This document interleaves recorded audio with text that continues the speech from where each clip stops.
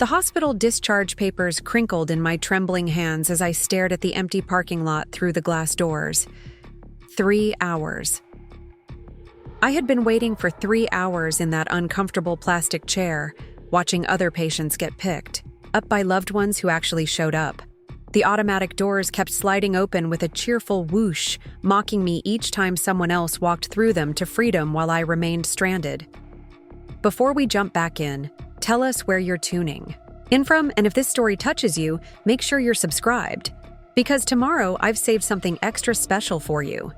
My name is Sarah Chen, and until that October afternoon, I thought I knew exactly who I was and what my life looked like. At 32, I was a successful marketing coordinator for a mid-sized tech company in Portland, Oregon. I had what everyone called the perfect life. A beautiful craftsman house in the Pearl District, a husband of 6 years who was supposedly devoted to me, and a career that was finally taking off after years of grinding through entry-level positions. I drove a reliable Honda Civic, had a small but close group of friends, and even managed to maintain a decent relationship with my parents despite living 2,000 miles away from them in Ohio. But perfect lives, I learned that day, can shatter in the span of a single phone call. The surgery had been routine, or so everyone kept telling me. A laparoscopic procedure to remove ovarian cysts that had been causing me months of pain. Nothing major, they said. Outpatient surgery, they said. You'll be home the same day, they said. What they didn't mention was how vulnerable you feel when you wake up alone in a recovery room, groggy from anesthesia, with no one holding your hand or asking how you're feeling. I had specifically asked my husband David to take the day off work. We had planned this together 3 weeks in advance. I had circled the date on our kitchen calendar in red marker, written Sarah's surgery. David picks up at 4 p.m. in his neat handwriting. We had even joked about how he would probably bring me flowers and my favorite Thai takeout for dinner, making the whole experience feel less clinical and more like a strange kind of date. David Martinez had always been reliable, or at least, that's what I told myself. We met in college at Portland State, where he was studying business administration, and I was deep into my communications degree.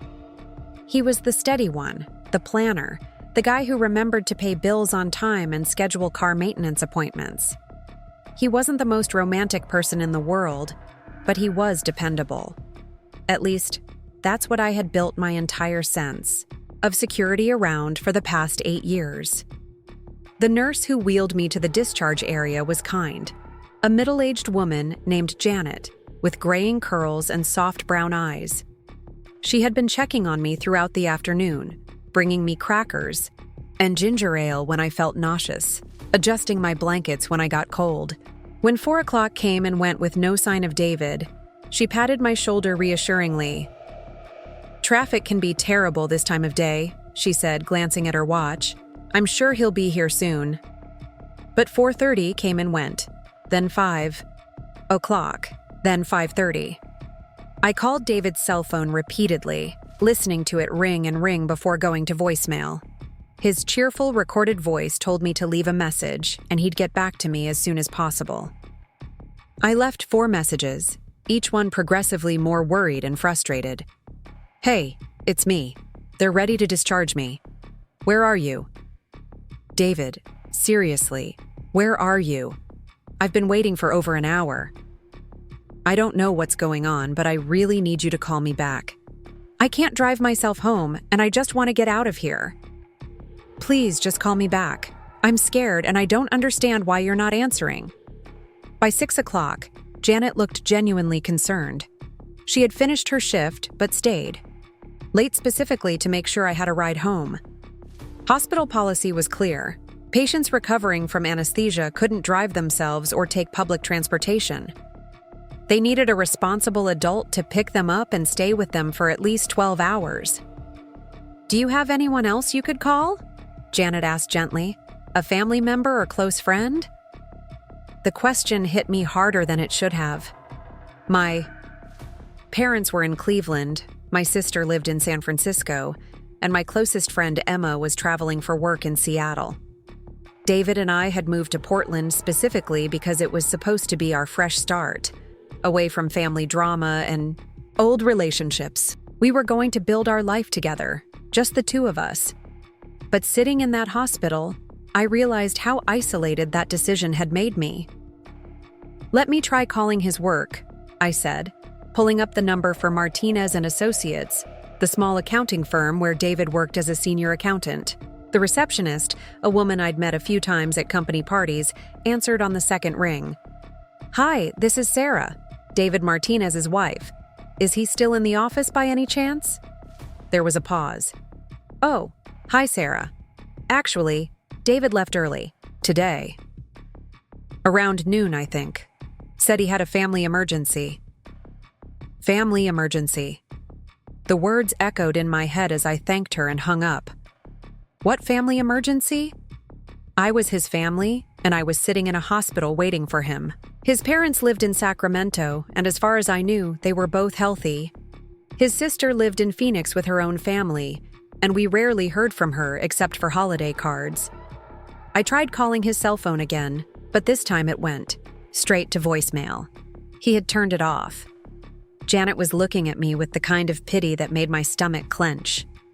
"Honey, do you want me to call you a taxi? I know it's against protocol, but I can't leave you here all night."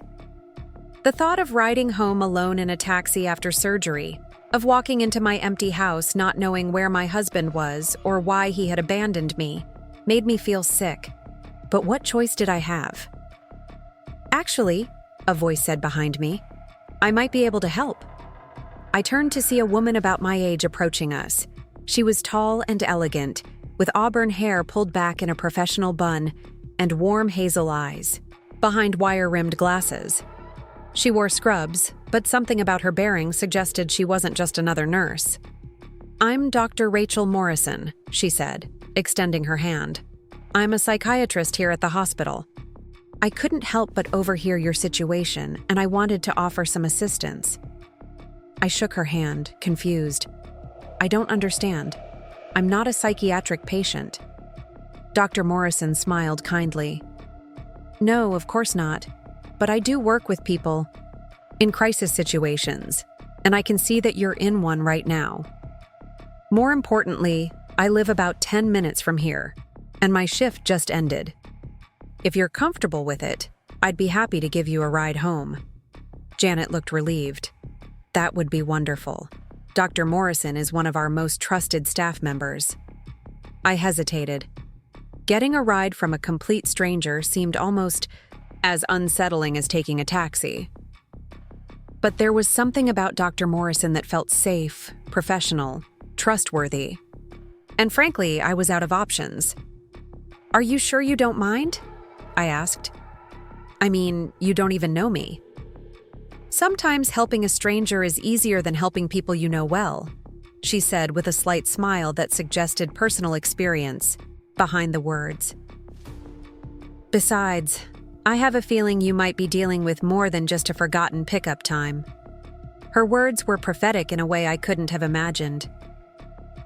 20 minutes later, I was settled in the passenger seat of Dr. Morrison's pristine white Tesla, giving her directions to my house. The contrast between her car and my modest Honda struck me as we drove through the city. She was clearly successful, confident, someone who had built a life entirely on her own terms. "So," she said as we stopped at a red light, "want to talk?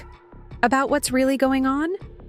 I know we just met, but sometimes it's easier to talk to someone who doesn't have any preconceived notions about your life."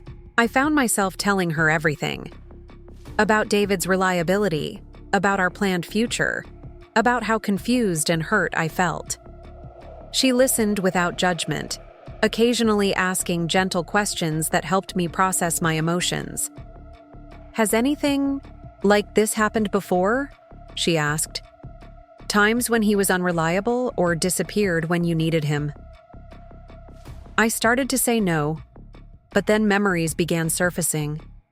The time he missed my company's holiday party because he said he was feeling sick, but I later found out from a neighbor that he had left the house that evening.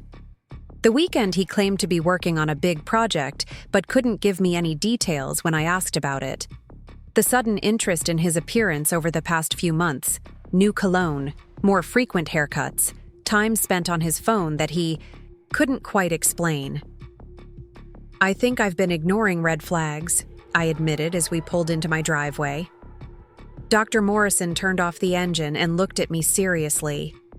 "Sarah, I want you to consider something. In my professional experience, when someone abandons their spouse during a medical procedure, it's rarely about forgetfulness or poor time management. It's usually about something much deeper." "What do you mean?" "I mean that abandonment during vulnerability is often a sign of a fundamental lack of empathy or care. It's also sometimes a way of creating emotional distance before delivering bad news or making a major life change." Her words sent a chill through me, but before I could respond, my attention was caught by something that made my blood run cold. David's car wasn't in the driveway, but there was a car I didn't recognize parked across the street. A red Honda Accord with a parking sticker from Bridgewater College, the small liberal arts school about 30 minutes outside the city. "That's strange," I murmured, pointing to the car. "I've never seen that car before." Dr. Morrison followed my gaze. Does David know anyone who went to Bridgewater?" I was about to say no when I remembered. Melissa Reyes, the new hire at David's accounting firm. She had mentioned during the summer company picnic that she was a recent Bridgewater graduate. She was 24, fresh out of college, with long dark hair and the kind of effortless beauty that made me feel ancient at 32. David had been the one to train her, had spoken about how quickly she was learning the job, how impressed he was with her work ethic. "Oh no," I whispered. Dr. Morrison must have read something in my expression because she immediately became more alert. "Sarah? What is it?" Instead of answering, I got out of the car and walked toward my front door on unsteady legs. Dr. Morrison followed, her medical bag in hand. As we approached the house, I could hear music playing inside. Not the jazz David usually preferred, but something younger, more contemporary. Pop music I didn't recognize. I fumbled with my keys, my hands shaking from a combination of post-surgical weakness and growing dread. When I finally got the door open, the scene that greeted me was so surreal. I wondered if I was still under the influence of anesthesia and hallucinating. My living room had been transformed. The coffee table I had spent an hour arranging that morning with fresh flowers and magazines was now covered with takeout containers, wine glasses, and what appeared to be important-looking documents spread out in organized piles. The throw pillows on my couch were tossed carelessly on the floor. 2 laptops were open on my dining room table, with various charts and graphs displayed on their screens. And there, standing in my kitchen wearing one of my aprons over her work clothes, was Melissa Reyes. She was humming along to the music while stirring something on my stove, completely at home in my space. She looked up when she heard the front door close, and her face went through a fascinating transformation. First confusion, then recognition, then something that looked almost like annoyance. "Oh," she said, turning down the music with a remote control I didn't even know we had for our sound system. "You're back." Not, "Hi, Sarah. How was your surgery?" Preparing and narrating this story took us a lot of time, so if you are enjoying it, subscribe to our channel. It means a lot to us. Now back to the story. Not, "I'm so sorry, David asked me to wait here." Just, "You're back," as if my presence in my own home was an inconvenience. "Where is David?" I asked, my voice sounding strange and distant to my own ears. Melissa glanced toward the back of the house. "He's in the study, working on something important. He said not to disturb him unless it was urgent." Dr. Morrison stepped up beside me, and I was grateful for her presence. Having a witness to this bizarre scene made me feel less like I was losing my mind. "I'm sorry," Dr. Morrison said politely but firmly. "And you are?" "Melissa Reyes. I work with David." She said it with a confidence that suggested she belonged here more than I did. "We're working on a big client presentation that's due tomorrow morning." On a day when his wife was having surgery? Dr. Morrison's voice carried just enough professional authority to make Melissa's confidence waver slightly. Well, I mean, yes, but it's really important. This could be a huge promotion for David, and I wanted to help him succeed. The way she said, "help him succeed," made my skin crawl. There was an intimacy in her tone, a possessiveness that spoke of much more than a professional relationship. I walked toward the back of the house, my legs feeling increasingly unsteady. Dr. Morrison stayed close behind me, and I could hear Melissa following at a distance. The door to David's study was closed, which was unusual. He typically kept it open when he worked from home. I knocked softly. "David, it's me. I'm home." There was a long pause, then the sound of papers shuffling and a chair creaking. When the door opened, David stood there looking completely different from the man I had kissed goodbye that morning. His hair was messed up, his shirt was wrinkled, and there was something in his eyes I had never seen before. Guilt, maybe, or irritation. "Sarah," he said, and even the way he said my name sounded different, distant. "How did you get home?" "How did I get home?" I repeated, incredulous. "David, you were supposed to pick me up 3 hours ago. I've been calling you all afternoon." He ran a hand through his disheveled hair. "Right, yeah. I'm sorry about that. Something came up with work and I lost track of time. I was going to call you back. You turned your phone off. The battery died. You told your office you left early for a family emergency." For the first time, David looked genuinely uncomfortable. He glanced past me to where Dr. Morrison was standing, clearly wondering who she was and why she was in his house. "Who's this?" he asked. "This is Dr. Morrison. She's the person who gave me a ride home when my husband abandoned me at the hospital after surgery." I let the words hang in the air between us. David's jaw tightened. "I didn't abandon you, Sarah. I got caught up in something important. More important than your wife's surgery?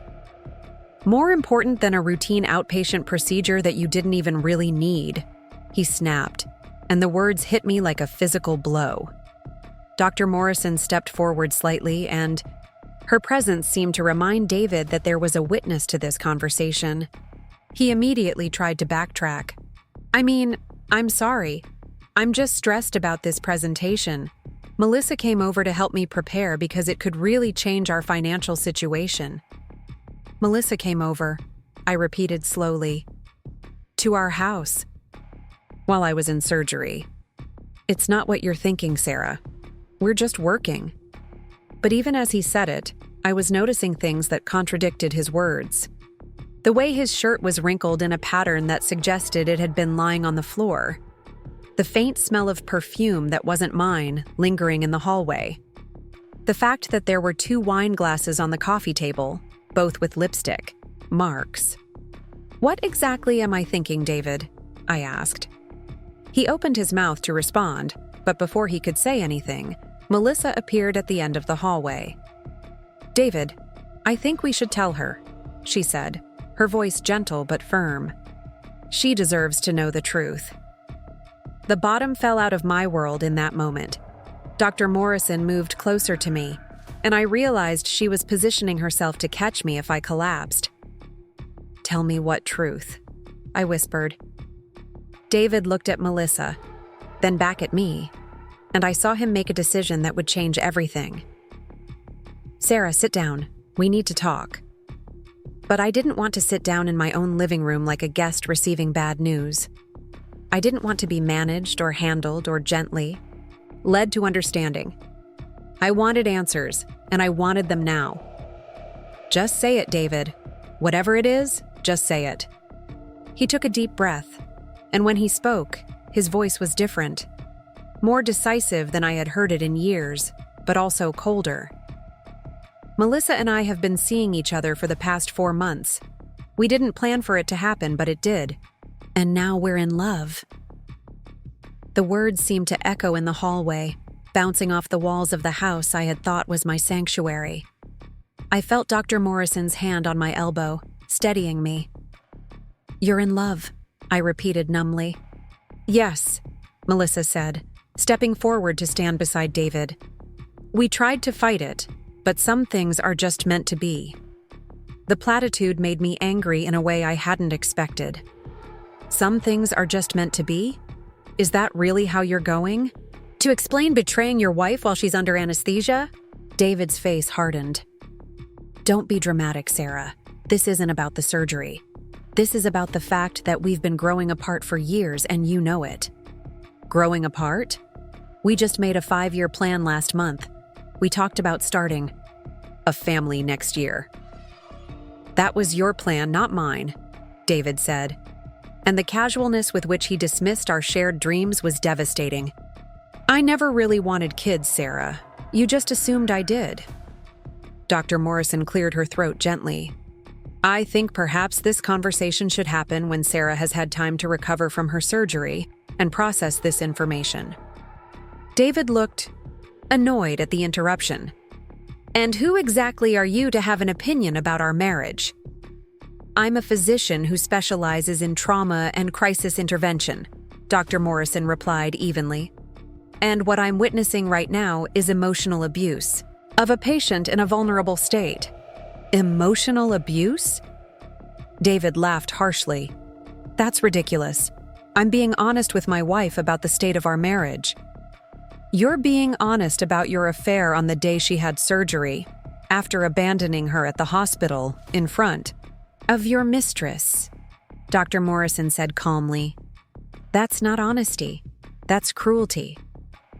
Something shifted in David's expression, and for a moment I saw something that frightened me. A coldness, a calculation that I had never noticed before. I think you should leave, he said to Dr. Morrison. This is a private family matter. Actually, I found my voice. I think you should leave. Both of you. This is my house too, and I need time to think. Melissa looked shocked. But David, what about our presentation? We've been working on this all day. The fact that she was more concerned about their work project than the destruction of my marriage was somehow the final straw. Something inside me snapped, not into rage, but into clarity. Your presentation, I said slowly, is not my problem. Your relationship is not my problem. Get out of my house, both of you. David stepped forward, and for the first time in our relationship, I felt genuinely afraid of him. Sarah, don't make this harder than it has to be. We can work this out like adults. Dr. Morrison moved between us. I think it would be best if you respected Sarah's request. She needs time to process this information, and she shouldn't have to do that with you both present.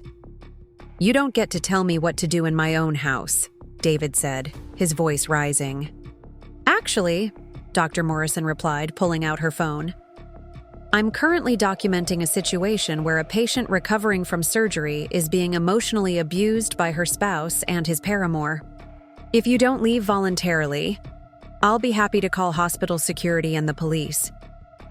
The threat of outside intervention seemed to shake David out of whatever aggressive state he was entering.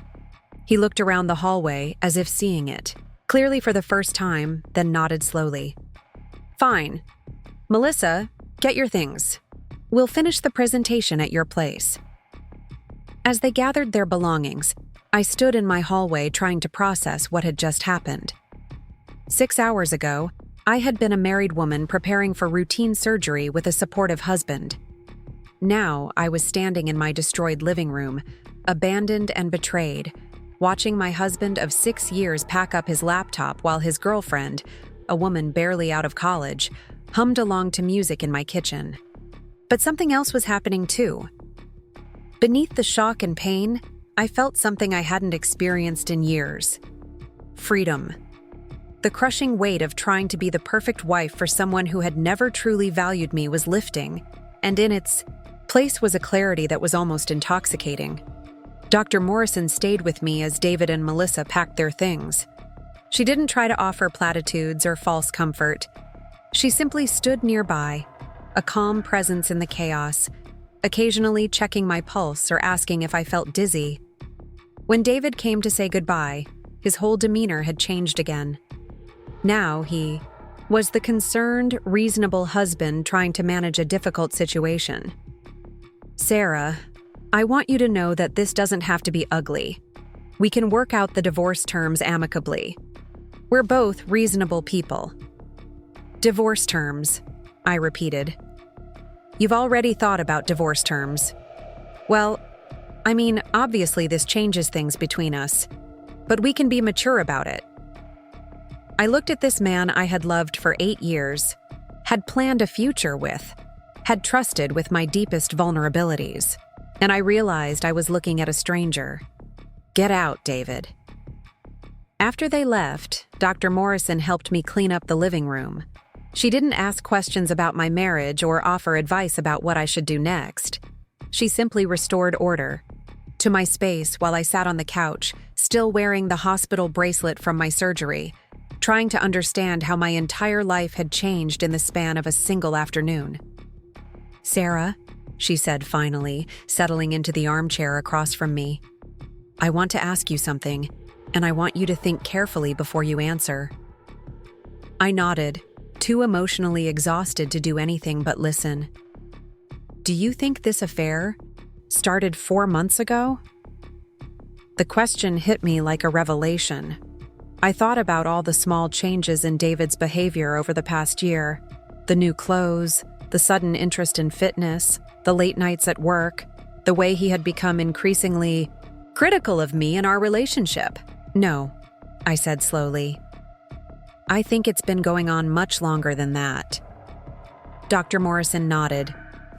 "And do you think today was the first time Melissa has been in this house?" I looked around my living room with new eyes. The way she had known where the remote control was, how comfortable she had seemed in my kitchen, the fact that she knew David well enough to suggest they tell me the truth, as if she had been part of previous conversations about what to do about me. "No," I whispered. "I think she's been here before, maybe many times." "One more question. Do you think David really forgot to pick you up today, or do you think he chose not to?" That was the question that broke something open inside me. I thought about the timing. How he had left work early claiming a family emergency. But the emergency wasn't me in the hospital. It was making sure he had time alone with Melissa before having to deal with me. How he had turned off his phone not because the battery died, but because he didn't want to be interrupted. How he had seemed genuinely annoyed that I had come home and disrupted whatever fantasy afternoon they had planned together. "He chose not to pick me up," I said, and saying it out loud made it real. "He left me there on purpose." Dr. Morrison leaned forward. "Sarah, I'm going to tell you something as both a physician and as a woman who has seen many people in situations like yours. What happened today wasn't just about an affair or a failing marriage. It was about power and control.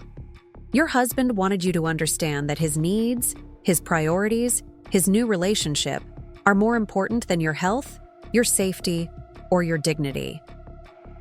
Why would he do that? Because he wanted to break you down before he built himself up.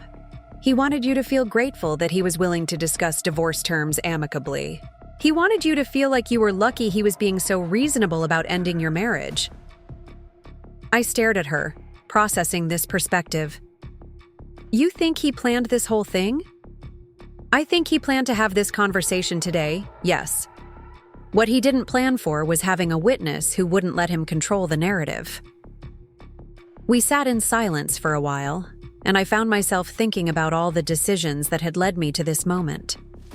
Moving to Portland away from my support system, becoming financially dependent on David when I could have been building my own career more aggressively, trusting him with my emotional and physical well-being, making him the center of my world, while apparently being nothing more than an obstacle in his. "Dr. Morrison," I said finally, "can I ask you something personal?" "Of course. Have you ever been through something like this?" She smiled sadly. "Not exactly like this, but yes. I was married to a surgeon who decided he preferred his residence to his wife. The difference was that I found out by walking in on them in his office at the hospital where I worked. It was humiliating and devastating, but it was also the beginning of the best part of my life. How so? Because I learned that I was much stronger and more capable than I had ever imagined. I also learned that some people are only able to love you as long as you're useful to them, and when you stop being useful, they discard you. But once you understand that, you're free to find people who love you for who you are, not for what you can do for them. Her words resonated in a way that surprised me. I had spent so much of my marriage trying to be useful to David, trying to anticipate his needs and make his life easier. I had measured my worth by how well I supported his goals and dreams, while my own ambitions had slowly faded into the background. "What did you do?" I asked. "After you found out?" "I took back my power," she said simply. "I stopped letting him control the narrative of our relationship. I stopped trying to save our marriage and started focusing on saving myself." "How do you take back your power when you feel like you don't have any?" Dr. Morrison was quiet for a moment, considering. Her answer: "You start by documenting everything. You start by understanding exactly what you're dealing with. And you start by building a support system of people who actually care about your well-being." She reached into her purse and pulled out a business card. "This is my card. I want you to call me tomorrow, and I want you to let me help you figure out your next steps. What happened today was traumatic, and you shouldn't have to navigate the aftermath alone." I took the card, surprised by the kindness of this stranger who had already done so much for me. "Why are you helping me? You don't even know me." "Because someone helped me when I needed it most," she said. "And because I can see that you're stronger than you realize. You just need someone to remind you of that while you figure out how to move forward." After Dr. Morrison left, I sat alone in my living room as the sun set outside my windows. The house felt different now, no longer like a sanctuary but like a crime scene. Every surface seemed to hold evidence of the betrayal that had been happening under my nose. The couch where David and Melissa had been drinking wine while I was in surgery. The kitchen where she had cooked in my space wearing my apron. The study where they had planned their future while I was waiting for someone to care enough to bring me home. But as devastating as the day had been, I realized something unexpected was happening. For the first time in years, I felt fully awake. The fog of trying to be the perfect wife, of walking on eggshells around David's moods, of constantly second-guessing myself, was lifting. In its place was a crystal-clear understanding of exactly what I was dealing with. I pulled out my phone and started taking pictures. The wine glasses with lipstick marks. The takeout containers that showed David and Melissa had been planning a romantic dinner while I was recovering from surgery. The documents spread out on my dining room table that I now realized weren't work presentations, but apartment listings and financial papers related to their plans to move in together. Then I called my bank and checked our joint accounts. What I found there made my blood run cold. Over the past 3 months, there had been numerous withdrawals and transfers that I hadn't been told about. Money moved from our savings into accounts I didn't recognize. Large cash withdrawals that David had never mentioned. Our emergency fund, which we had built up over years for exactly the kind of medical expenses I had incurred today, had been systematically drained. I thought about Dr. Morrison's words about taking back my power, about documenting everything, about understanding exactly what I was dealing with. As I scrolled through months of financial statements, a picture emerged. That was much more calculated and devastating than a simple affair. David hadn't just fallen in love with someone else. He had been systematically planning his exit from our marriage while ensuring that I would be left with as little as possible. The surgery had just been convenient timing for him to make his big reveal when I was physically weak and emotionally vulnerable. But sitting there in my living room, surrounded by the evidence of his betrayal, I felt something I hadn't experienced in years. I felt dangerous.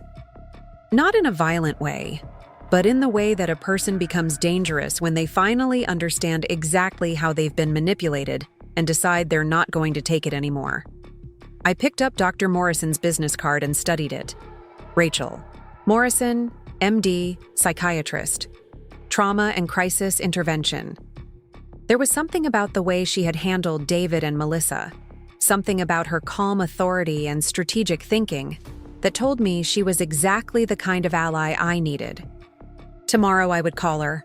Tomorrow I would start building my case and my new life. Tonight, I would let myself grieve for the marriage I thought I had. And then I would begin planning exactly how David Martinez was going to learn that abandoning me at the hospital was the biggest mistake he had ever made. As I sat in my empty house, still wearing my hospital bracelet, I realized that Dr. Morrison had been right about one thing. This was going to be the beginning of the best part of my life. Because for the first time in years, I was about to discover exactly how strong I really was. The next morning, I woke up on my couch with sunlight streaming through windows I had forgotten to close the night before. My body ached from sleeping in an awkward position, but the physical discomfort was nothing compared to the emotional rawness that hit me as yesterday's events came flooding back. For a brief, disorienting moment, I wondered if it had all been some kind of anesthesia-induced nightmare. Then I saw the hospital bracelet still wrapped around my wrist and the evidence I had photographed scattered across my coffee table. I called in sick to work, something I rarely did even when I was genuinely ill. My supervisor, Jennifer, was understanding when I explained I was recovering from surgery, though I left out the part about my personal life imploding. The last thing I needed was office gossip about my marriage falling apart. At exactly 9 o'clock, I called Dr. Morrison's office. Her receptionist, a warm-voiced woman named Linda, was surprisingly accommodating. "Dr. Morrison mentioned you might be calling," Linda said. "She has an opening at 11 this morning if you can make it. She wanted to check on how you're doing, after yesterday." The fact that Dr. Morrison had specifically mentioned me to her staff felt significant. I wasn't just another random person she had helped. She was actively concerned about my welfare. Her office was located in a converted Victorian house near the hospital, painted a soothing sage green with a garden that somehow still looked beautiful, despite the October weather. The waiting room felt more like someone's living room than a medical facility, with comfortable chairs, soft lighting, and bookshelves filled with novels alongside psychology texts. When Dr. Morrison appeared to collect me, she looked just as composed and professional as she had the day before, but there was something in her eyes that suggested she had been thinking about my situation since she left my house. "How are you feeling, Sarah?" she asked as we settled into her office. "Physically, I mean, surgery recovery aside." Tired, confused, angry. I paused, trying to find the right words, but also strangely clear-headed, if that makes sense. Perfect sense. Trauma has a way of cutting through all the noise and showing us what's really important. She leaned back in her chair, studying me with those perceptive hazel eyes. "Tell me what you discovered after I left yesterday." I pulled out my phone and showed her the photographs I had taken, the bank statements I had reviewed, the evidence of financial manipulation that had been happening for months. As I explained what I had found, Dr. Morrison took notes, occasionally asking clarifying questions that helped me see patterns I had missed. "Sarah, this isn't just about an affair," she said when I finished. "This is about systematic financial abuse and emotional manipulation. David has been planning this exit strategy for quite some time. But why yesterday? Why tell me about Melissa while I was recovering from surgery?" Dr. Morrison set down her pen and looked at me seriously. "Because he wanted you at your most vulnerable. He wanted you weak, dependent, and grateful for any scraps of consideration he was willing to offer. It's a classic power play." "You really think he planned the timing?" "I think he saw an opportunity and took it. You were physically compromised, emotionally dependent on him for care, and isolated from your support system. From his perspective, it was the perfect time to control the narrative of your separation." The clinical way she described David's strategy made me feel sick, but it also made me angry in a productive way. So what do I do about it? We build a case, she said simply. We document everything. We protect your interests. And we make sure that David's attempt to manipulate you backfires spectacularly. Over the next hour, Dr. Morrison helped me create what she called a strategic plan. First, I needed to secure my finances and understand the full extent of David's deception. Second, I needed to document the abandonment and emotional abuse. Third, I needed to build a support network that wasn't compromised by David's influence. I want to introduce you to someone, Dr. Morrison said, reaching for her phone. Her name is Patricia Wells, and she's a family law attorney who specializes in cases involving financial abuse. She's also someone who doesn't let bullies get away with their behavior. The call she made was brief, but pointed. Patricia Wells could see me that afternoon. One more thing, Dr. Morrison said as our session ended. I want you to consider the possibility that you're not David's first victim. What do you mean? I mean that men who systematically manipulate and financially abuse their wives often have a pattern. They've usually done it before, and they'll almost certainly do it again. If we can find evidence of that pattern, it strengthens your position considerably. The idea had never occurred to me, but as I thought about it, I realized how little I actually knew about David's life before we met. He had been deliberately vague about his past relationships, always claiming they weren't important enough to discuss. I had found his mysterious past romantic, but now I wondered what he had been hiding. Patricia Wells's law office was in a sleek, downtown building with floor-to-ceiling windows that overlooked the Willamette River. She was a woman in her 50s with silver hair pulled back in a severe bun and the kind of sharp, intelligent eyes that suggested she had seen every trick in the book and wasn't impressed by any of them. Dr. Morrison filled me in on the basics, Patricia said after we were seated in her conference room. Let's start with the financials. I want to see everything. For the next 2 hours, we went through every aspect of my marriage's financial picture. Patricia had a forensic accountant's eye for detail, spotting inconsistencies and red flags that I had completely missed. She was particularly interested in the pattern of withdrawals that had accelerated over the past 3 months. He's been moving money systematically, she observed, highlighting various transactions on the statements. Small amounts at first, then larger sums more recently. This suggests he was testing to see if you were paying attention. I trusted him to handle our finances, I admitted. I thought it was one less thing for me to worry about. Patricia's expression was sympathetic but firm. Trust is admirable in a marriage, but financial transparency should be non-negotiable. The good news is that his systematic approach to hiding money means he's left a clear paper trail. She explained that Oregon was a community property state, which meant that any assets acquired during our marriage were legally half mine, regardless of whose name was on the accounts. David's attempts to hide money were actually illegal and could result in him having to pay penalties in addition to returning what he had taken. Now, Patricia said, tell me about yesterday. I want every detail of what happened when you arrived home. As I recounted the events, Patricia took detailed notes, occasionally stopping me to ask for clarification or to have me describe specific conversations word for word. She was particularly interested in Dr. Morrison's presence as a witness. Having a medical professional witness David's behavior toward a patient recovering from surgery is incredibly valuable, she said. It establishes a pattern of neglect and emotional abuse that courts take very seriously. What kind of settlement am I looking at? I asked. Patricia smiled grimly.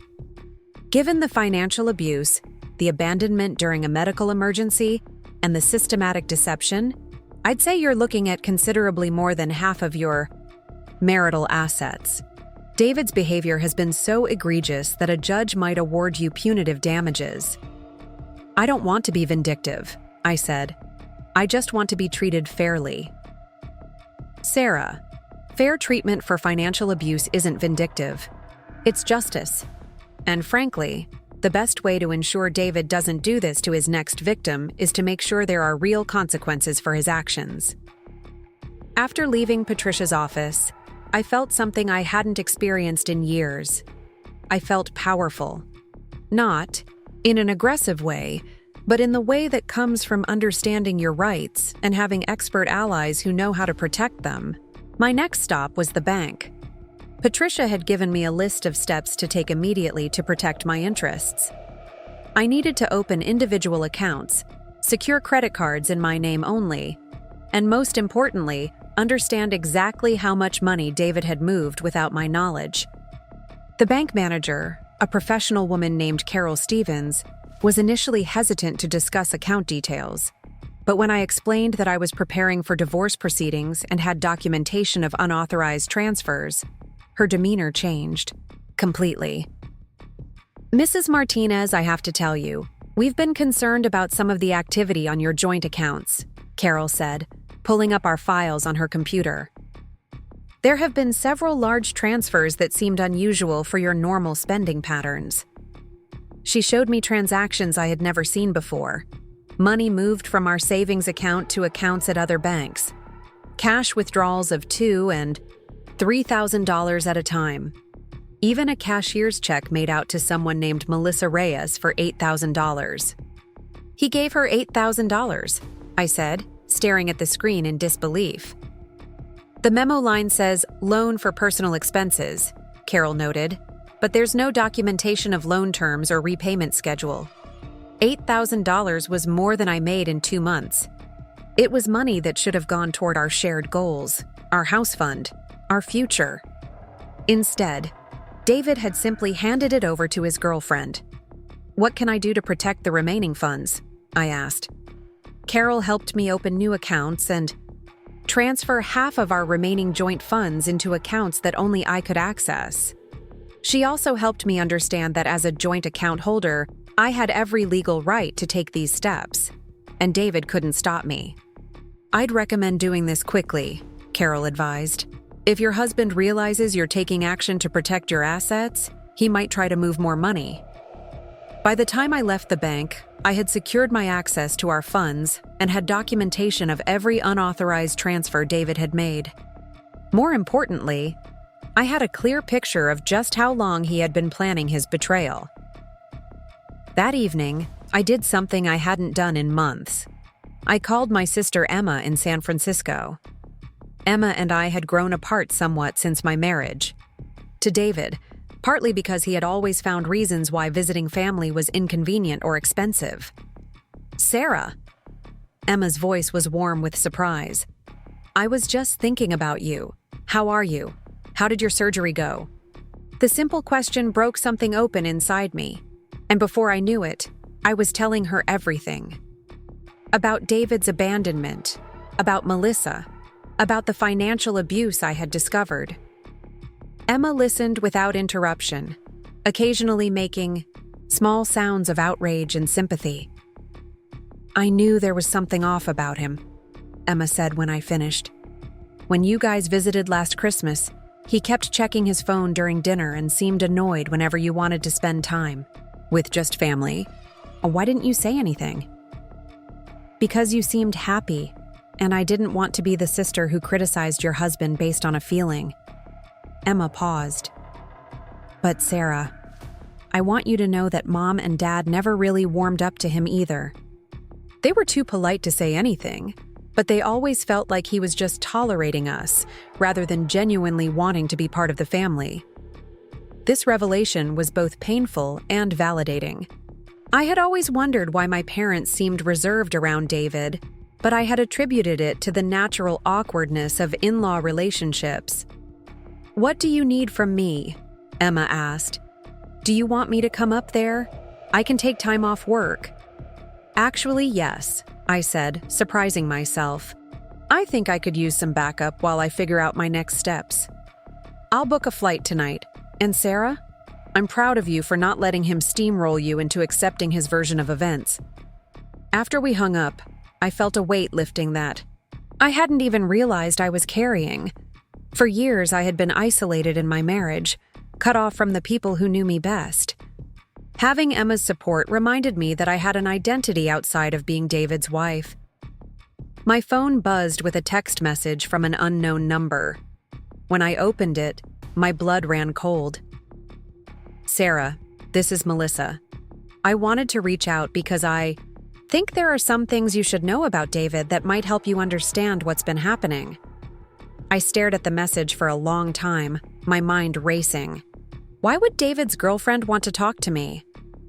What could she possibly have to say that would help me understand anything? I screenshot the message and sent it to Dr. Morrison, along with a text asking for her advice. Her response came quickly. "Don't respond yet. This could be an attempt to manipulate you, or it could be genuine. Either way, you should handle it strategically. Can you come in tomorrow morning? We should discuss this before you make any decisions." I was grateful for her caution. The urge to respond immediately was strong, but I was learning to think strategically rather than emotionally. That night, I did something else I hadn't done in years. I went through my old photo albums and memory boxes, looking for clues about who I had been before I married David. What I found surprised me. I had been confident, ambitious, surrounded by friends, actively pursuing my goals. Somewhere along the way, that woman had gotten smaller and smaller until she had almost disappeared entirely. I found my college portfolio, filled with creative projects and designs that had excited me. I found photos of myself at work events, leading presentations and winning awards. I found journals where I had written about my dreams and plans, most of which I had abandoned after marrying David. Looking at these remnants of my former self, I realized that David hadn't just betrayed our marriage. He had systematically eroded my sense of self-worth and independence until I became someone who was grateful for scraps of attention and afraid to pursue my own interests. But that woman in the photos, the one with bright eyes and big dreams, she was still inside me somewhere, and she was furious about what had been done to her. The next morning, Dr. Morrison and I spent an hour analyzing Melissa's text message and discussing how to respond. "There are several possibilities here," Dr. Morrison explained. "She could be trying to gather information about what you know or what you're planning. She could be trying to create a narrative that makes her look sympathetic. Or she could genuinely have information that would be helpful to your case. What do you think is most likely?" Honestly, I think she's starting to realize that David isn't the man she thought he was, and she's looking for a way to protect herself. We crafted a careful response that was neutral but open to information. "Melissa, I'm willing to listen to what you have to say, but I think it would be best if we met in person with a neutral third party present. I can arrange for us to meet at my attorney's office if you're genuinely interested in sharing information." The response came within minutes. "Yes, I'd like that. There are things about David that I think you need to know, and things about your marriage that aren't what they seemed." Patricia Wells agreed to host the meeting that afternoon. As Emma's flight wasn't arriving until evening, I would be going into this conversation with just my attorney and Dr. Morrison for support. "Remember," Dr. Morrison told me as we prepared to leave for Patricia's office, "whatever Melissa tells you, her motivations are suspect. She's been complicit in David's deception, and now she's trying to manage the fallout. Listen to the information, but don't trust the messenger." Patricia's conference room felt different in the afternoon light, more formal and intimidating. When Melissa arrived, she looked nothing like the confident woman who had been cooking in my kitchen 2 days earlier. She was pale, nervous, and kept checking her phone as if expecting important news. "Thank you for agreeing to meet with me," Melissa said, settling into the chair across from me. "I know this is awkward, but I think you deserve to know the truth about David." "I'm listening," I said, keeping my voice neutral. Melissa took a deep breath. "David has been lying to both of us. About the timeline of our relationship, about his intentions, about his finances, about everything." She reached into her purse and pulled out a stack of documents. I found these in his apartment yesterday after you asked us to leave your house. The papers she spread across the table made my stomach drop. There were bank statements showing accounts I had never heard of. There were credit card bills for cards I didn't know existed. There were apartment lease applications dating back 6 months, listing Melissa as a co-signer. He's been planning this for at least 8 months, Melissa continued. He told me you two were already separated, that you were just living together for financial convenience while the divorce was finalized. That's not true, I said flatly. I know that now, but there's more. She pulled out her phone and showed me a series of text messages between her and David. Look at the dates on these. The messages went back almost a year. They started professionally, but quickly became personal, then romantic, then explicit. But what was most shocking was reading David's descriptions of me and our marriage.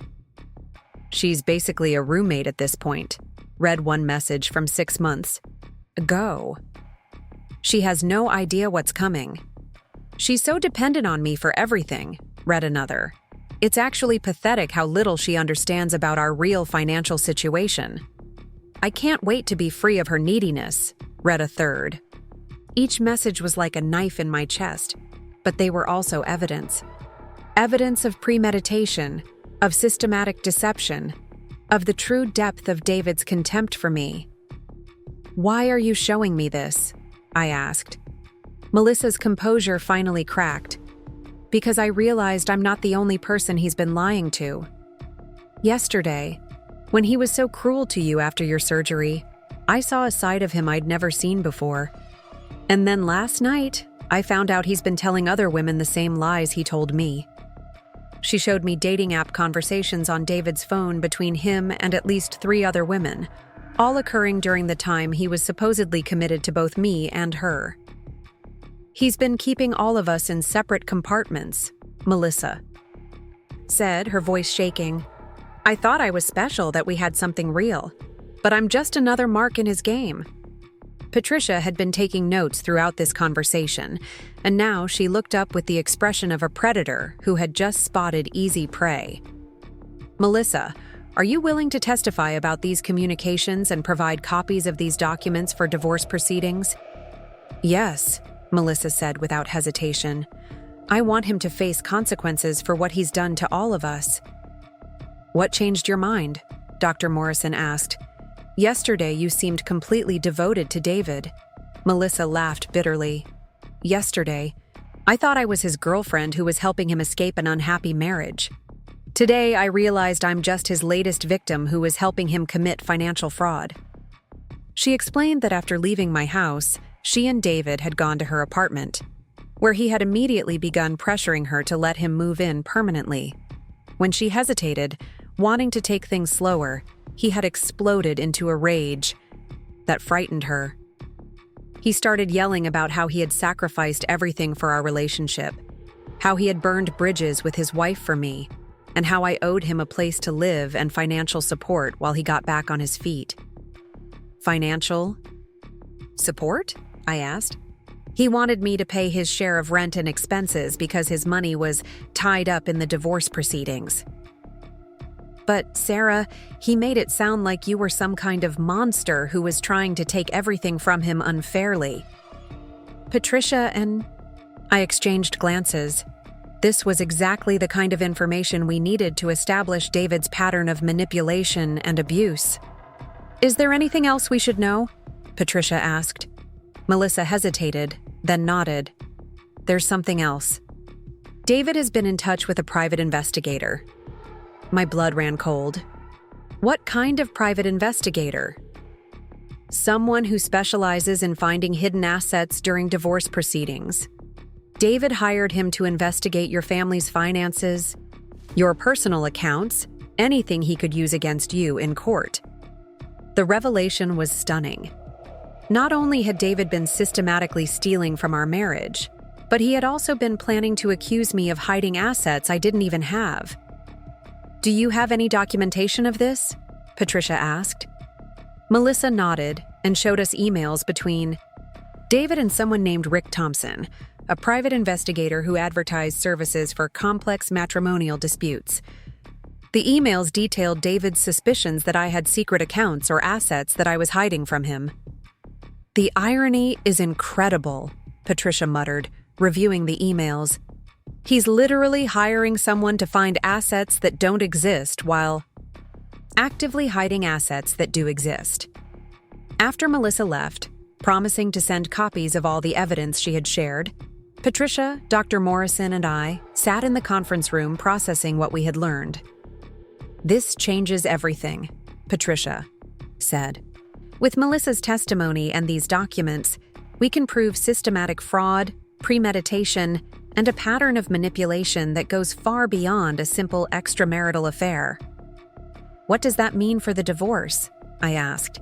"It means David is going to face significant financial penalties, and you're going to be awarded far more than a standard 50-50 split. It also means that if David tries to play games during the proceedings, we have enough evidence to destroy him in court." Dr. Morrison leaned forward. "Sarah, I want you to understand something important. What you've learned today proves that none of this was your fault.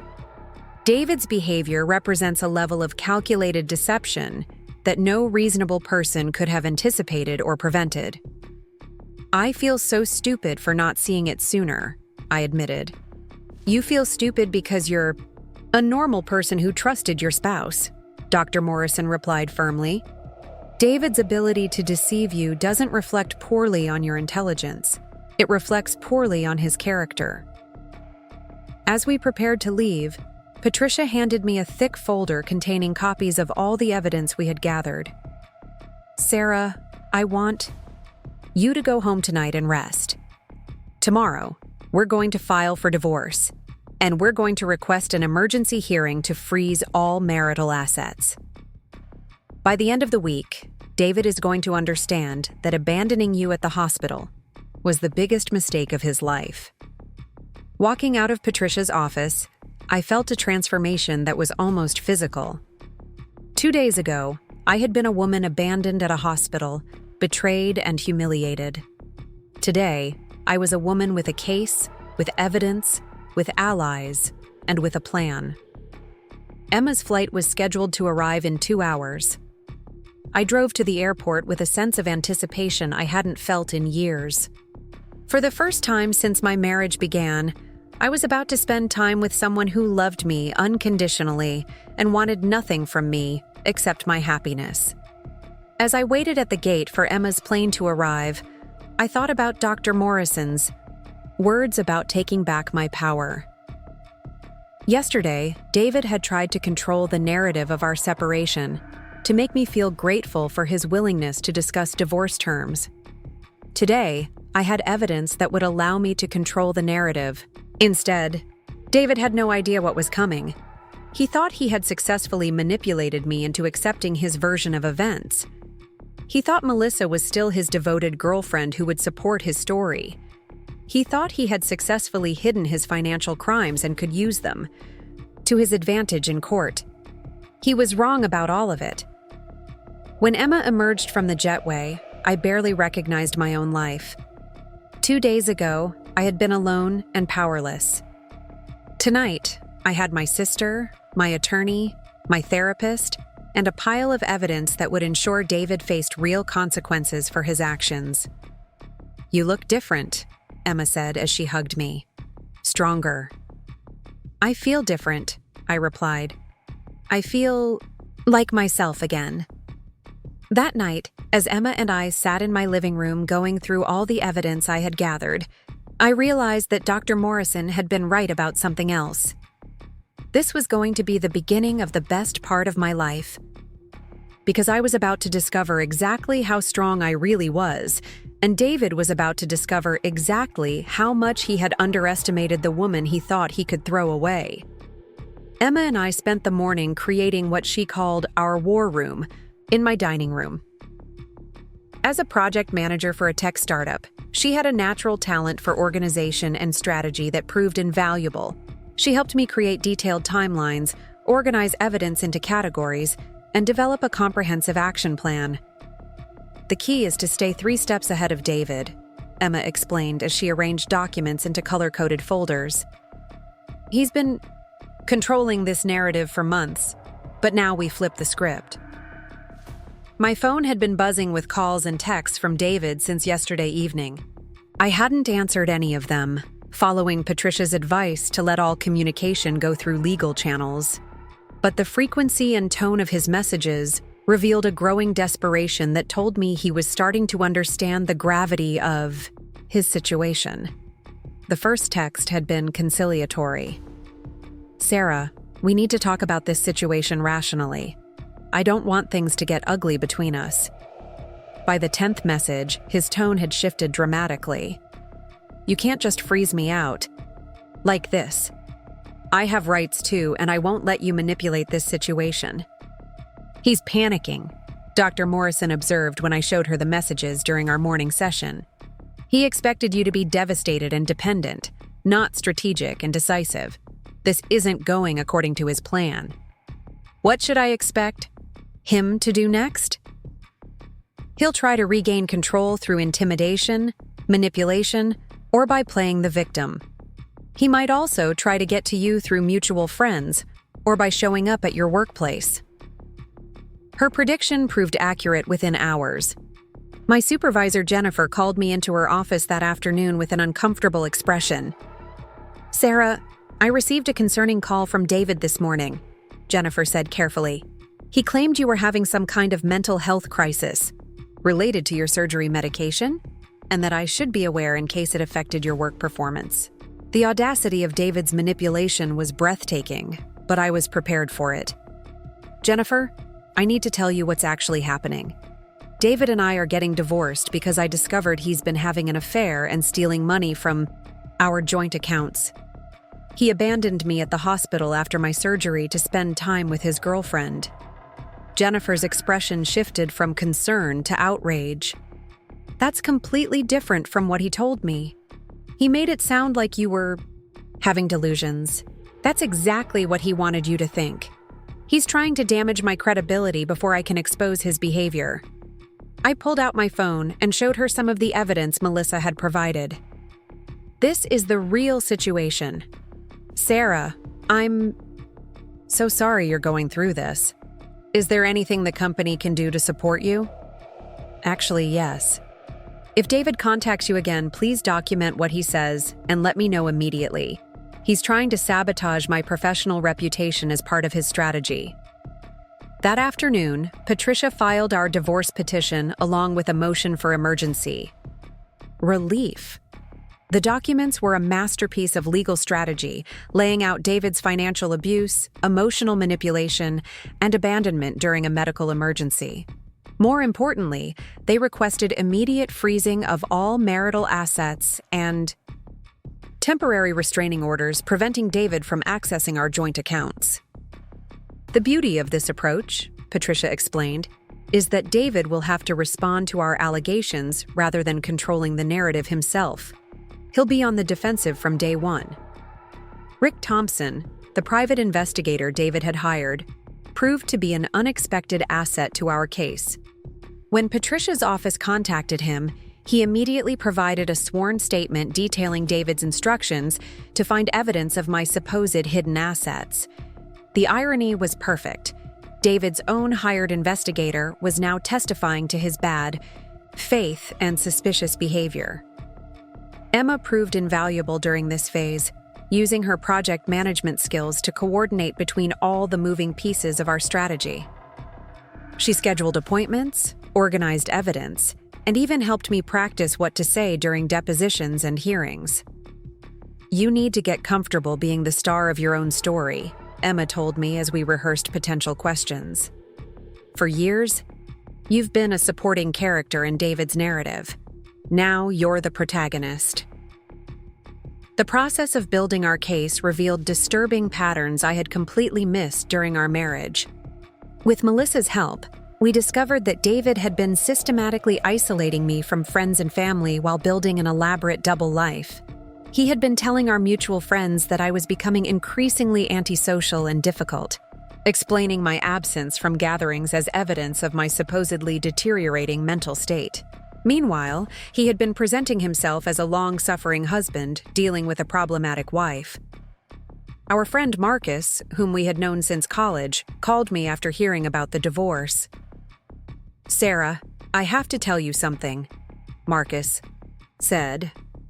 "David has been telling people for months that you were having problems with depression and anxiety. He made it sound like you were becoming paranoid and suspicious of his normal activities." "What kind of normal activities?" I asked, though I suspected I already knew the answer. "Working late, going out with colleagues, traveling for business. He said you were becoming possessive and jealous without reason." The manipulation was even more sophisticated than I had realized. David hadn't just been cheating and stealing. He had been laying groundwork to discredit me if I ever discovered his behavior. He had been preparing a narrative that would make me look like an unstable wife whose accusations couldn't be trusted.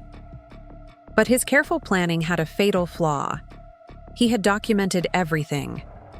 The same meticulous nature that made him good at accounting had led him to keep records of all his deceptions. Bank statements, text messages, emails, even calendar entries that contradicted his story. Dr. Morrison helped me understand the psychological aspects of David's behavior during our sessions. "What you're describing is classic narcissistic manipulation," she explained. "David created an elaborate false reality where he was the victim of your supposedly unreasonable behavior, which justified his actual unreasonable behavior." "How did I not see it?" "Because you were living inside his constructed reality. Narcissists are skilled at making their victims question their own perceptions. They create an environment where the victim is constantly second-guessing themselves. She helped me recognize how David had used techniques like gaslighting, projection, and triangulation to maintain control over our relationship. More importantly, she helped me understand that my failure to recognize these patterns didn't reflect any weakness on my part. "The fact that you were trusting and loving doesn't make you naive," Dr. Morrison said. "It makes you a normal person who expected normal behavior from your spouse." 3 days after filing the divorce petition, we received David's response through his attorney. The document was a work of creative fiction that bore little resemblance to reality. According to David's version of events, I was an unstable wife who had become increasingly paranoid and controlling. He claimed that our marriage had been deteriorating for years due to my supposed mental health issues and my refusal to seek treatment. He characterized his relationship with Melissa as a friendship that had only become romantic after our marriage was effectively over. Most outrageously, he claimed that his financial transactions had all been legitimate and that I was the one who had been hiding assets. He alleged that I had secret accounts and investments that I was refusing to disclose. "This is actually good news," Patricia told me as we reviewed David's response. "He's making claims that we can easily disprove with documentation. Every lie he tells makes our case stronger." The emergency hearing was scheduled for the following week. In preparation, we organized our evidence into a presentation that would systematically demolish David's fabricated narrative. Melissa proved to be a crucial witness, providing not only documentation of David's deceptions, but also testimony about his methods of manipulation. During her deposition, she described how David had gradually isolated her from her own friends and family while creating an elaborate fantasy about their future together.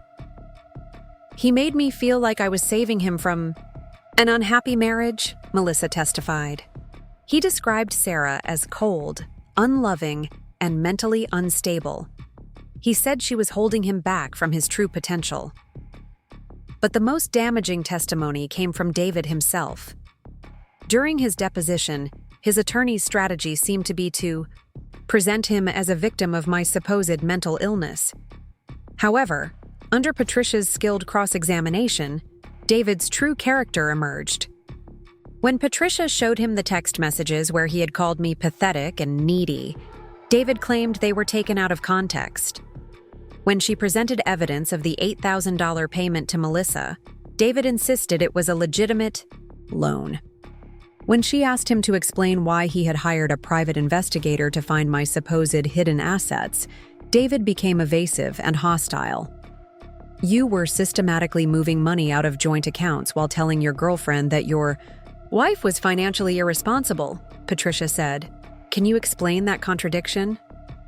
"Sarah never paid attention to our finances," David replied. "I was trying to protect our assets from her poor decisions." "By giving $8,000 to your girlfriend?" "That was a separate matter. A separate matter that you hid from your wife while claiming she was the one being financially irresponsible?" David's inability to provide coherent explanations for his behavior created a record that would be devastating in court. More importantly, his arrogant and dismissive attitude toward the proceedings was captured on video, providing clear evidence of his character. Emma attended every deposition and hearing, taking notes and providing emotional support. Having her there reminded me that I had people in my life who valued me for who I was, not for what I could provide them. "He's so different from how he acted around family," Emma observed after David's deposition. "When we visited, he was always charming and considerate. This angry, defensive man is someone I've never seen before." Because that was his public persona, Dr. Morrison explained when I shared Emma's observation. "Narcissists are often charming in public settings where they need to maintain their image. The cruel behavior is reserved for private relationships where they feel they have control." 1 week before our court hearing, David made a final attempt to regain control of the situation.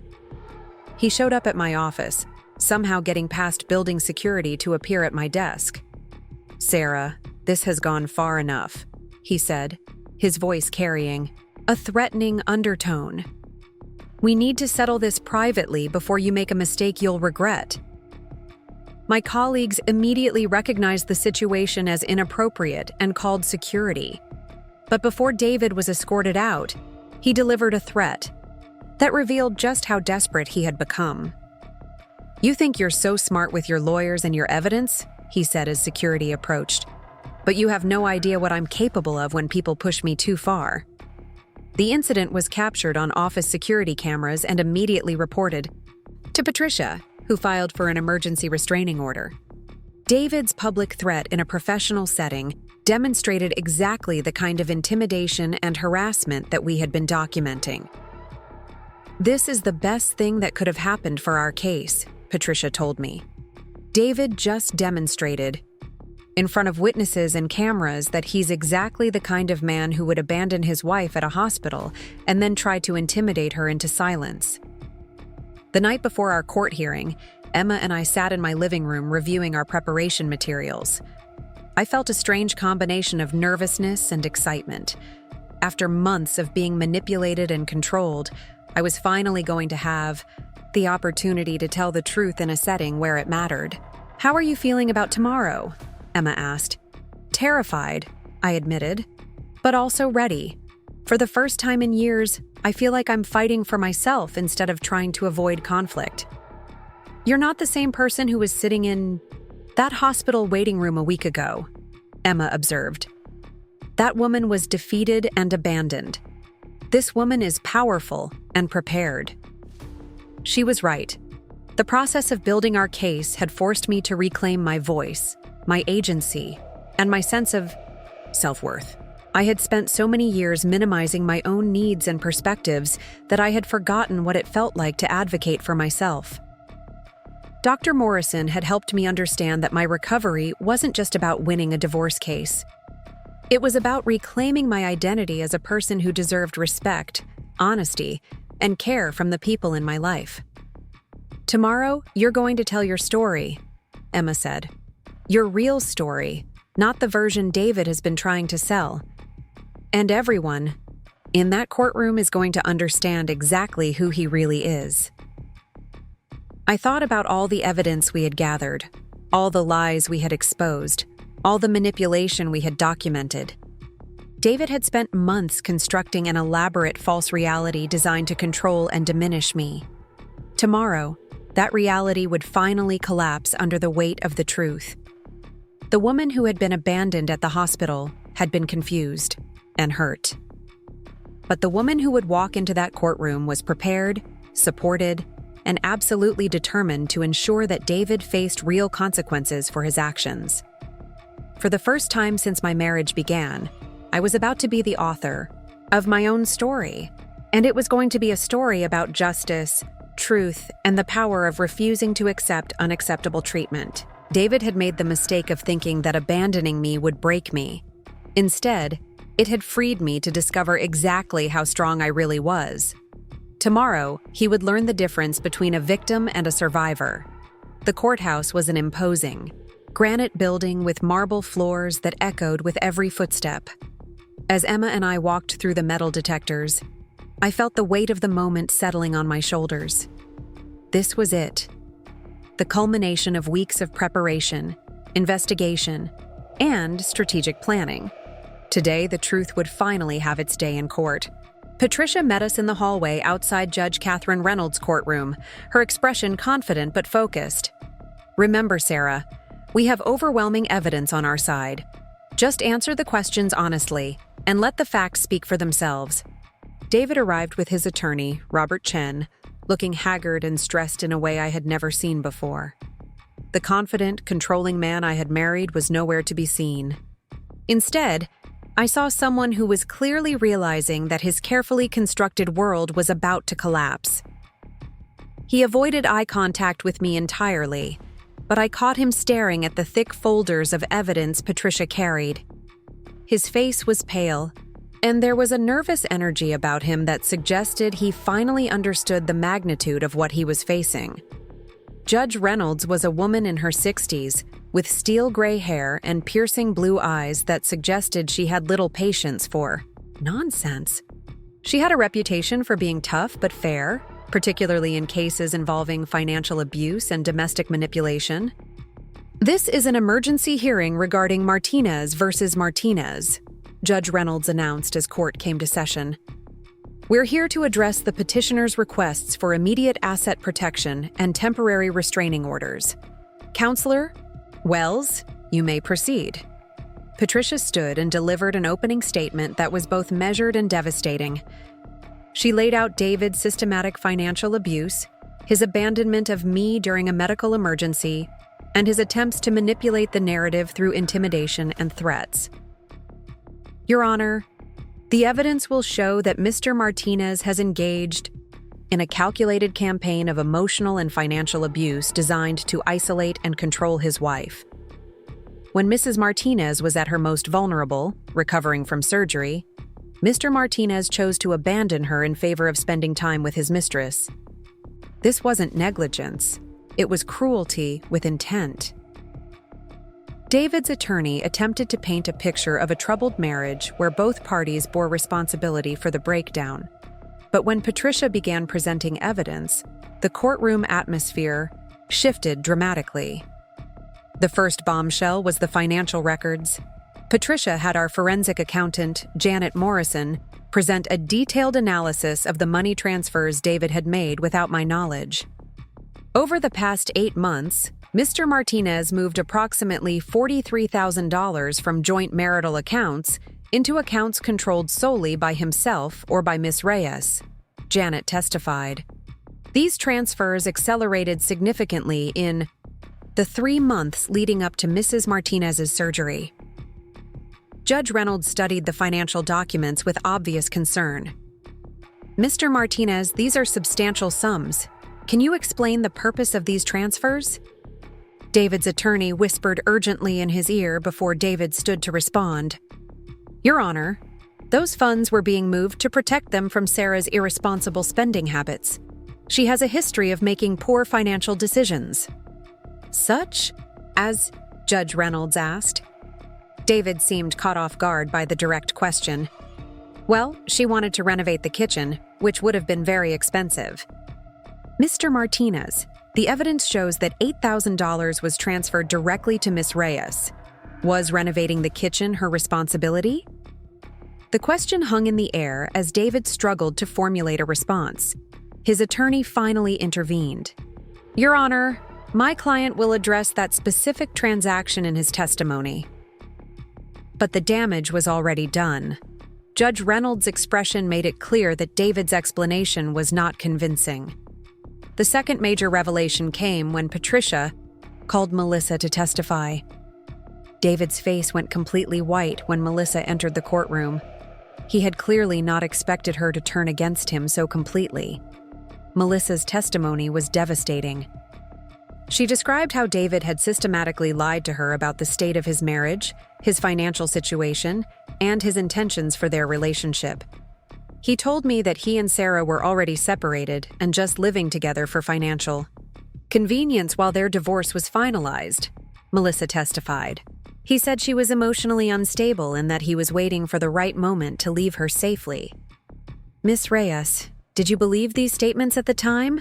Patricia asked. Yes, completely. David was very convincing, and he had explanations for everything. When I asked why they were still living together, he said it was to protect her mental health. When I asked about their joint accounts, he said they were already in the process of being divided. When did you realize these statements were false? When I saw how he treated Sarah after her surgery. The way he spoke to her, the way he dismissed her pain and confusion. I realized that he wasn't the caring, protective husband he had described. He was cruel and manipulative. Judge Reynolds asked pointed questions about the $8,000 payment David had made to Melissa. He told me it was an advance on money I would inherit when his divorce was finalized, Melissa explained. He said Sarah was trying to hide assets, and that once he proved it in court, there would be plenty of money for our future together. Did you sign any loan documents or agreements regarding this payment? No, Your Honor. David said it wasn't necessary because we were partners in everything. The judge's skepticism was evident in her expression. David had essentially stolen marital funds to pay his girlfriend, then lied to the girlfriend about the source and purpose of the money. The most damaging testimony, however, came from Dr. Morrison. Patricia had her qualified as an expert witness in trauma and crisis intervention, which gave her testimony significant weight. Dr. Morrison, based on your professional observation of Mrs. Martinez on the day of her surgery, what was her mental and emotional state? Mrs. Martinez was a woman in crisis, but she was entirely lucid, rational, and appropriate in her responses to the situation. She was confused and hurt by her husband's absence, but she was not delusional, paranoid, or mentally unstable in any way. In your professional opinion, was Mr. Martinez's abandonment of his wife during her medical recovery appropriate behavior? Absolutely not. Abandoning a spouse during medical recovery, particularly to spend time with a romantic partner, represents a profound breach of the marital duty of care. It's emotionally abusive and potentially dangerous to the patient's physical recovery. Dr. Morrison, Mr. Martinez has claimed that his wife has been suffering from mental health issues that affected their marriage. Based on your professional interaction with Mrs. Martinez, do you see evidence of this? No, Your Honor. What I see is a woman who was systematically gaslighted and emotionally abused until she began questioning her own perceptions.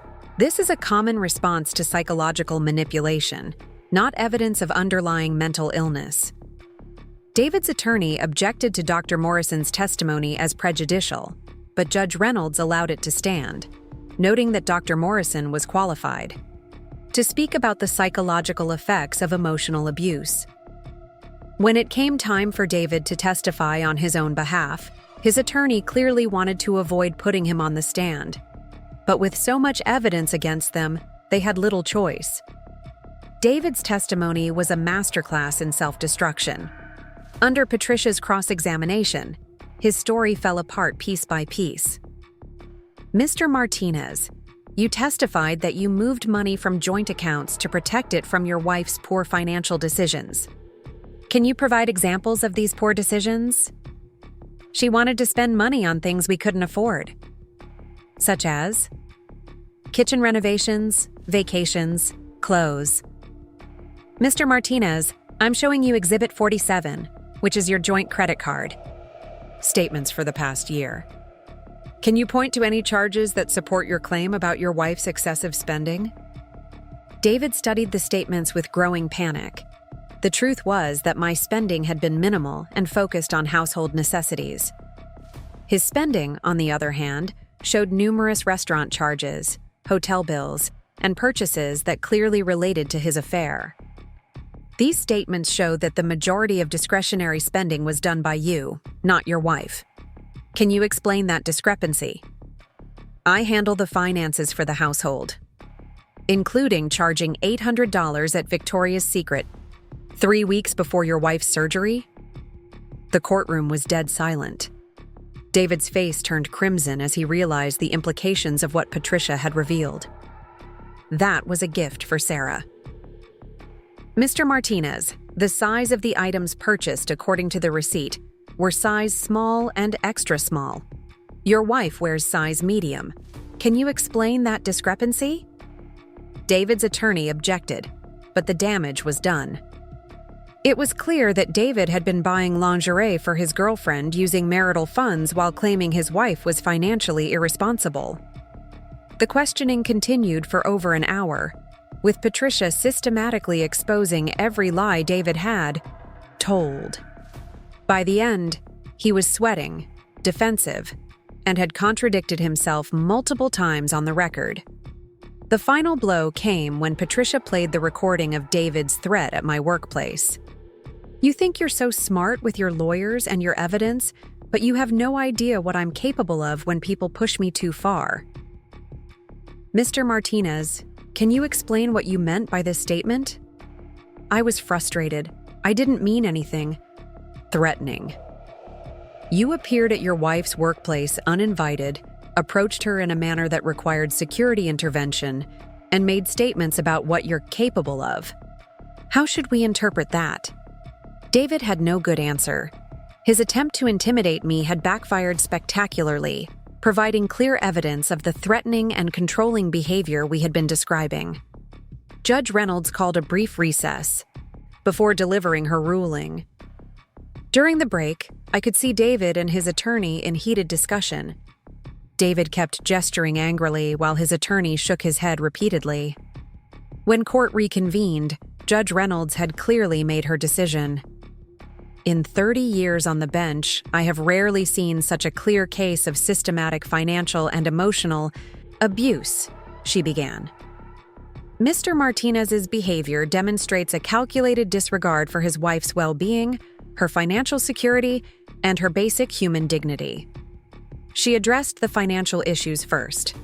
The evidence shows that Mr. Martinez unlawfully moved over $40,000 from marital accounts for his personal benefit and to support his extramarital relationship. This constitutes financial abuse and fraudulent transfer of marital assets. David's face was ashen as Judge Reynolds continued.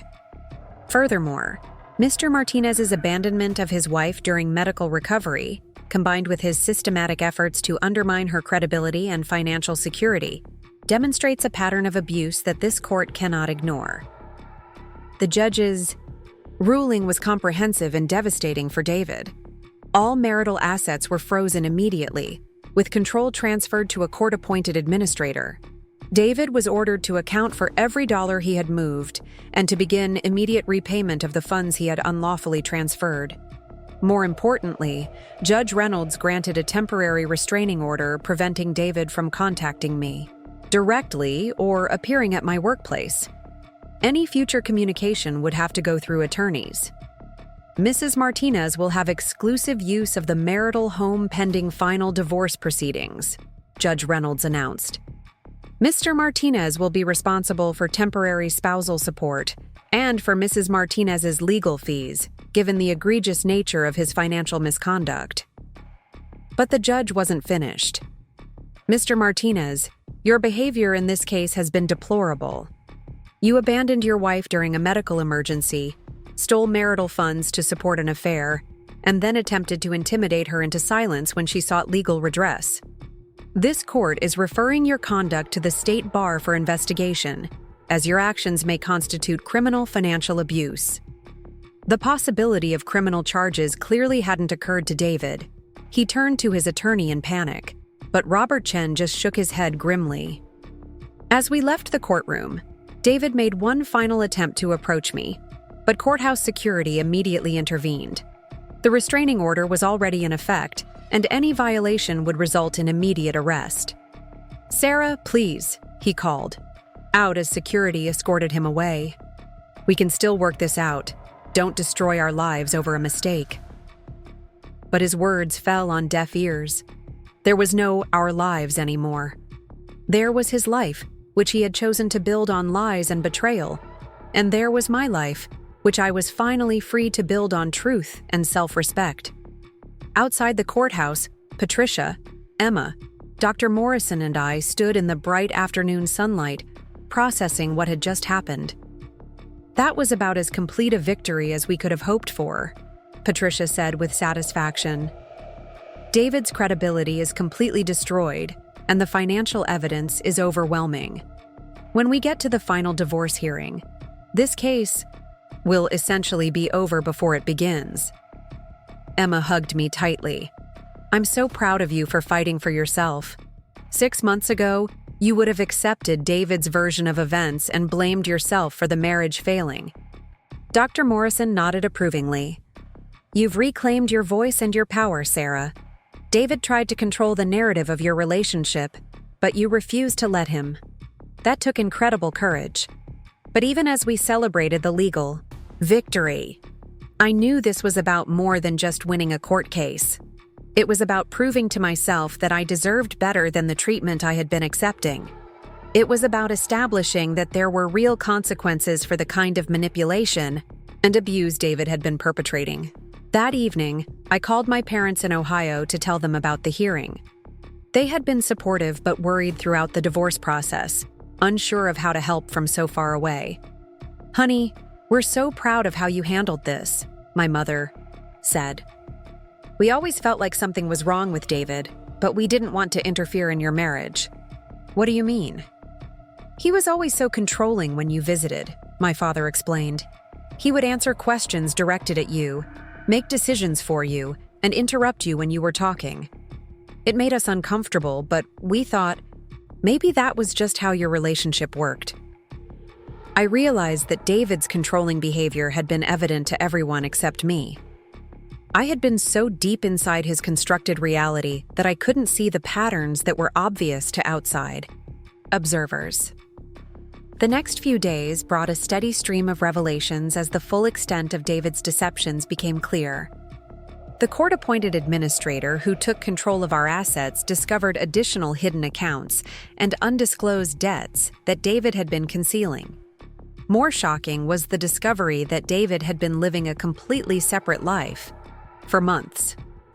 He had signed a lease on an apartment with Melissa 6 months earlier, had been telling his coworkers that he was divorced, and had even introduced Melissa to his parents as his girlfriend. The private investigator Rick Thompson provided additional information that painted an even more disturbing picture.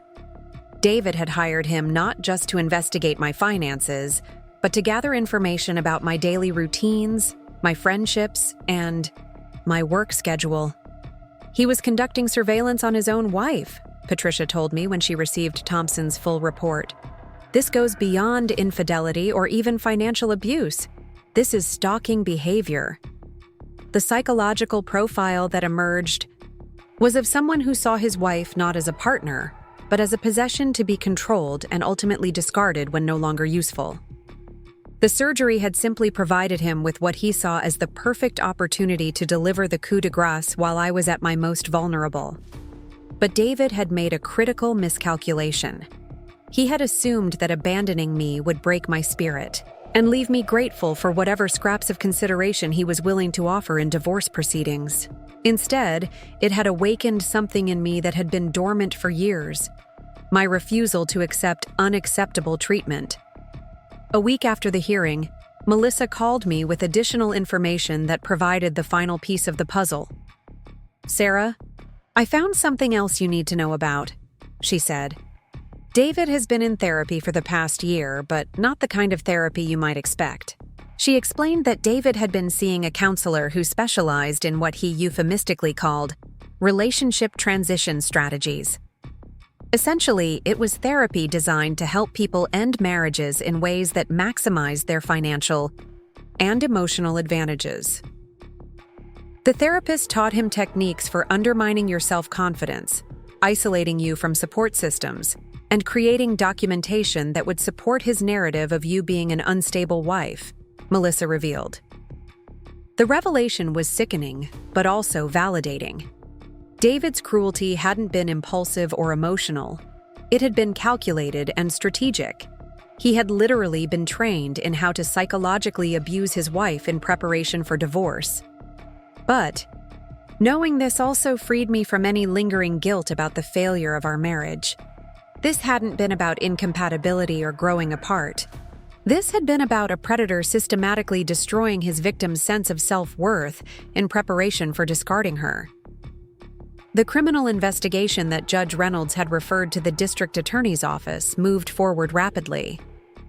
Financial abuse was a felony in Oregon, and David's systematic theft of marital assets combined with his attempts at intimidation provided clear grounds for prosecution. Detective Lisa Park, who specialized in domestic financial crimes, interviewed me extensively about the pattern of David's behavior. "Cases like this are becoming more common," Detective Park explained.